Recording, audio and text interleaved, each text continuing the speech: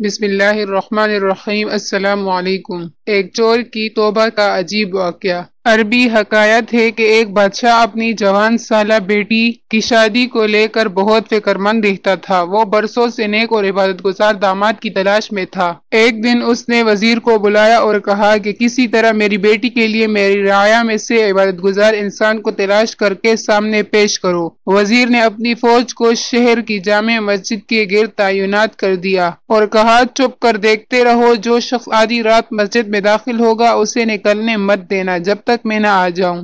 اسی وقت ایک چور چوری کرنے کے ارادے سے گھر سے نکلا اور دل ہی دل میں سوچا کیوں نہ آج شہر کی جامع مسجد میں جا کر چوری کی جائے، وہاں مسجد کا قیمتی سامان چرایا جائے۔ چور جیسے ہی جامع مسجد میں داخل ہوا، مسجد کی انتظامیہ نے چور سے بے خبر مسجد کو باہر سے تالا لگایا اور اپنے گھروں کو چلے گئے۔ فوجی دستوں نے وزیر کو اطلاع دی کہ لگتا ہے کوئی عبادت گزار آیا ہے، مگر مسجد کو تالا لگ چکا، اب صبح کی اذان پر ہی مسجد کھلے گی تو پتہ چلے گا کون ہے۔ وزیر جلدی سے مسجد پہنچا اور صبح کی اذان کا شدت سے انتظار کرنے لگا تاکہ اندر موجود نیک انسان کو بادشاہ کے سامنے حاضر کیا جا سکے۔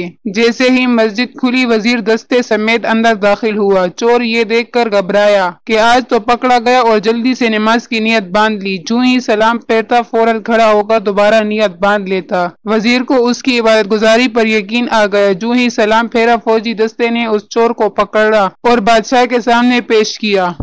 وزیر نے کہا بادشاہ سلامت، یہ ہے آپ کا مطلوبہ شخص، اسے مسجد سے گرفتار کیا ہے، رات بھر مسجد میں عبادت کرتا رہا، چور کی حالت غیر ہو رہی ہے۔ بادشاہ چور سے مخاطب ہو کر کہنے لگا کیا خیال ہے اگر میں اپنی بیٹی کی شادی تمہارے ساتھ کر کے تمہیں اپنی سلطنت کا ولی عہد مقرر کر دوں، کیا تمہیں منظور ہے؟ چور ہکا بکا ہو کر دیکھنے لگا، ڈرتے ڈرتے پوچھا عالی جاں یہ کرم نوازی کس وجہ سے ہے؟ بادشاہ نے کہا تم عبادت گزار ہو، رات بھر مسجد میں رہے، صبح اذان ہونے پر باہر آئے۔ چور دل ہی دل میں سوچنے لگا اے اللہ، میں چوری کی نیت سے ہی صحیح مگر تیرے گھر گیا، دکھلاوے کی نیت سے ہی صحیح نماز ادا کی اور بدلے میں تو نے دنیا میرے قدموں میں ڈال دی۔ اگر میں سچ مچ عبادت گزار ہوتا اور راتوں کو تہجد پڑھا کرتا تو پھر تیرا انعام کیا ہوتا؟ وہی کھڑے کھڑے نادم ہو کر طائب ہوا۔ خوش نصیب ہے وہ لوگ جن کا دل عبادت میں لگتا ہے، اپنے مالک کے سامنے گڑ گڑا کر ذکر کرتے ہیں، آرام دہ بستروں کو چھوڑ کر مصلے پر کھڑے ہوتے ہیں۔ کیا مقام ہوگا ان کا آپ کے سامنے،